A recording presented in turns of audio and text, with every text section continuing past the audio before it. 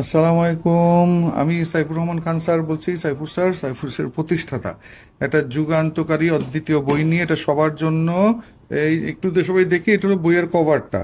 এটা হলো latest updated সব পরীক্ষার জন্য বাক্যের বাংলা অর্থ সহ পাসপোর্ট টু গ্রামার। তো আমরা সরাসরি কন্টেন্টে চলে যাব।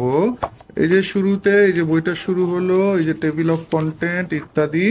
তারপরে এই যে শুরু হয়ে গেল টেন্স থেকে, যেটা সবাই ভয় পায়। কারণ এটা কিভাবে আমরা দেখব, এই যে এই আমরা সুবিধার জন্য এই পেজটা নিলাম। কি লেখা আছে একদম উপরে? এই যে যাওয়া, গো, দৌড়ানো, রান, বলা, ঠক, টক না ঠক, এইভাবে প্রত্যেকটা শব্দের। তারপর এখানে কি লেখা আছে? এই শব্দগুলোকে গ্রামারের ভাষায় বলে ভার্ব।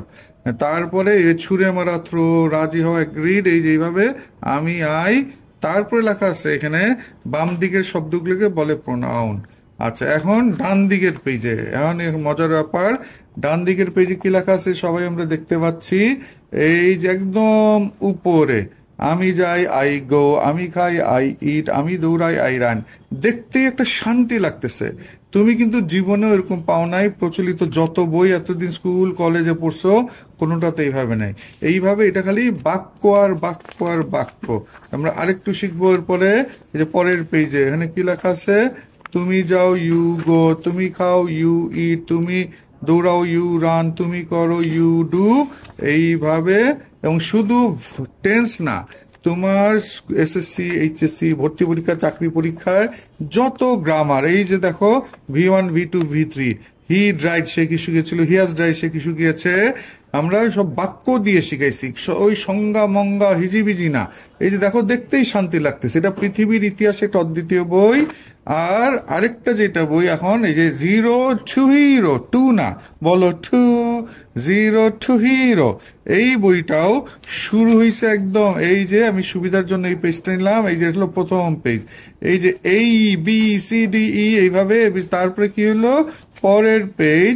এই যে খেয়াল করো, যে কিছুই পারে না, এবিসিডিও পারে না, শুধু বাংলা পারে, বেড, বিছানা, এই যে লেখা। তারপর একদম নিচে কি লেখা আছে? হ্যাঁ, হোয়াট ইজ, হোয়াট ইজ। আর এখানে লেখা আছে উপরে 19টা শব্দই হলো ভিন্ন জিনিসের নাম। গ্রামার বিদগুলো এগুলো নাম দিয়েছেন নাউন, খুব সহজ করে। তারপরের পেজ কি? What is this? এই যে ইট ইজ আ পেন, খেয়াল করো, ই একটা কলম, ইট is a chair, it is একটা। হ্যাঁ, এইভাবে শুরু হয়ে গেল বাংলা উচ্চারণের অর্থ দিয়ে। এবং এখানে মজাটা হলো, is this a fan? No, it's not a fan, but it is a pencil.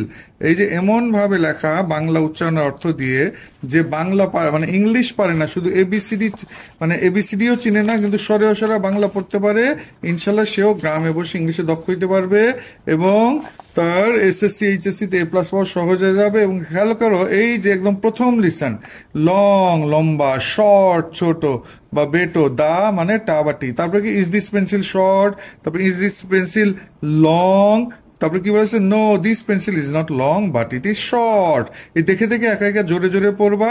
একদম প্রথম দিনই একজন কৃষক ভাই, একটা রিক্সাওয়ালা ভাই, একটা কেজির বাচ্চাও, নুরানির বাচ্চাও প্রথম দিনই ইংলিশে জোরে জোরে এই বড় বড় বাক্য সে পারবে।